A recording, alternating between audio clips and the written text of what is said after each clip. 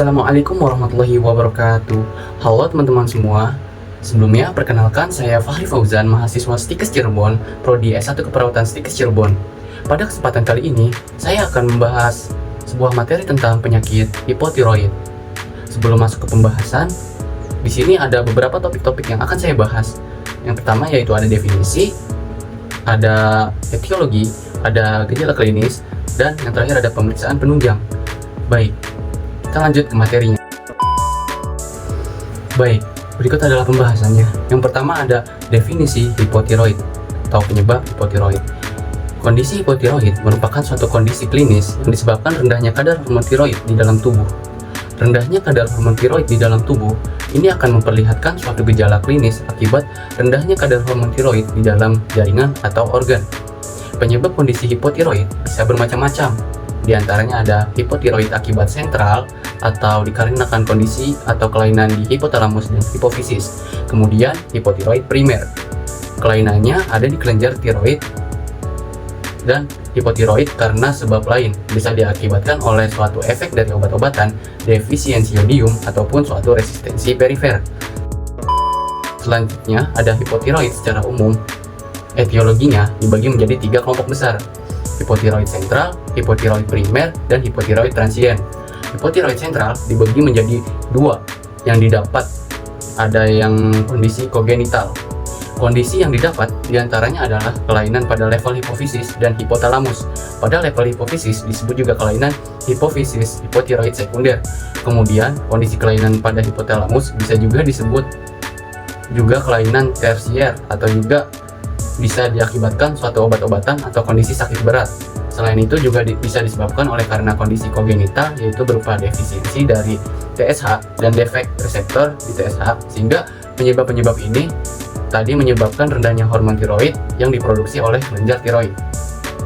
Kemudian hipotiroid primer. Kelainan pada hipotiroid primer terjadi pada kelenjar tiroid itu sendiri. Ada yang didapat dan ada juga yang kongenital. Pada kondisi yang didapat, yang paling banyak ditemui adalah Hashimoto tiroiditis, suatu kondisi tiroiditis akibat suatu proses autoimun yang terjadi di dalam tubuh. Ini merupakan proses hipotiroid yang paling banyak terjadi. Kemudian yang selanjutnya adalah defisiensi iodin atau bisa disebut juga dengan endemic goiter. Pada orang dengan lokasi tempat tinggal yang merupakan daerah endemis, kekurangan yodium bisa juga disebabkan oleh karena suatu tindakan yang akibatnya nanti akan mengganggu atau merusak kelenjar tiroid dalam memproduksi hormon tiroid. Di antaranya adalah post-ablatif. Jadi apabila terjadi kondisi tiroiditis kemudian dilakukan tindakan ablasi, maka pasca tindakan ablasi tadi terjadi penurunan produksi hormon tiroid oleh kelenjar tiroid. Kemudian pasca operasi, misalnya ada suatu kondisi tertentu yang mengharuskan tindakan operasi dan itu nanti akan berdampak pada kelenjar tiroid, maka bisa juga terjadi hipotiroid. Selain itu bisa terjadi juga karena suatu obat-obatan yang akan menyebabkan terganggunya produksi hormon tiroid dari kelenjar tiroid. Selain itu juga bisa disebabkan kondisi kongenital berupa defek pada sintesis tiroglobulin atau juga terjadinya displasia pada kelenjar tiroid itu sendiri. Penyebab yang lainnya adalah hipotiroid transien. Hipotiroid transien adalah hipotiroid yang terjadi tidak terus-menerus atau hanya sementara. Hal ini bisa dipicu oleh beberapa kondisi, misalnya tiroiditis yang terjadi pasca melahirkan atau pasca proses kehamilan. Kemudian tiroiditis yang terjadi pasca tiroiditis de Guervain. Biasanya hal ini disebabkan oleh karena infeksi virus dan kemudian memberikan dampak kepada kelenjar tiroid, sehingga pada akhirnya produksi hormon tiroid juga akan berkurang. Selanjutnya ada gejala klinis. Pada pasien dengan hipotiroid akan menimbulkan banyak gejala dan gejala tersebut bisa terjadi atau bermanifestasi dari ujung kepala sampai ujung kaki. Gejala-gejala ini disebabkan oleh rendahnya kadar hormon tiroid aktif yang ada di masing-masing jaringan.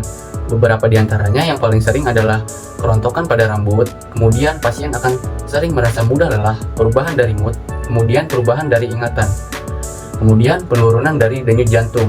Ini biasa terjadi pada pasien yang mengalami kondisi hipotiroid. Selain itu juga dimungkinkan terjadi peningkatan berat badan perubahan menstruasi pada pasien wanita. Pasien juga bisa merasakan kedinginan lebih dibandingkan dengan orang lain yang normal. Tiroid selain itu juga bisa didapatkan pembesaran pada kelenjar tiroid yang sering kita sebut dengan seruma atau goiter. Kemudian pasien dengan hipotiroid juga bisa mengalami kelainan respirasi berupa sleep apnea.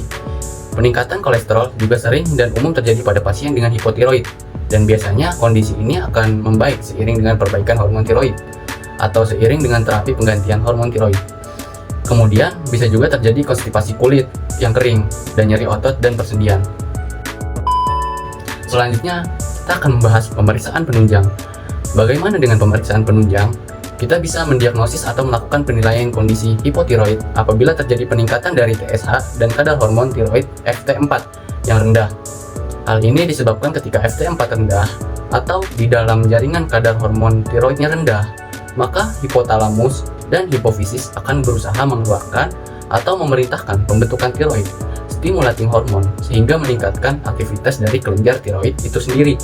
Apabila kita dapatkan nilai-nilai TSH yang meningkat di atas 10, kemudian FT4-nya rendah, kemudian kita dapatkan tiroid peroksidase TBO antibodinya positif, maka diagnosanya kita bisa mungkinkan adalah kondisi hipotiroid primer.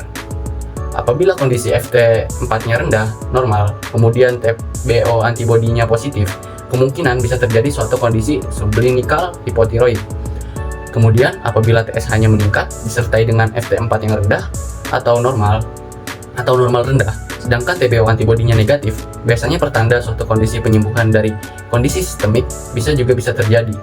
Hipotiroid kongenital atau hipotiroid yang dipicu oleh obat-obatan. Kemudian apabila TSH tinggi, kemudian FT4-nya normal dan TBO antibodinya bisa positif atau negatif, maka kemungkinan bisa terjadi autoimun dengan zero negatif. Kemudian apabila TSH-nya meningkat dari FT4-nya juga meningkat, kemudian FT4-nya meningkat dan TBO antibodinya negatif, maka bisa terjadi suatu TSH atau FT4 artefak. Kemudian apabila terjadi kadar TSH antara rentang 5 sampai 10, kemudian kita lihat kondisi FT4-nya bisa kondisi rendah atau normal rendah dengan TBO antibodi positif, maka kemungkinan diagnosanya adalah suatu hipotiroid primer dengan suatu kondisi autoimun. Apabila FT4-nya rendah normal, kemudian TBO antibodinya negatif, kemungkinan adalah suatu kondisi hipotiroid yang bukan autoimun.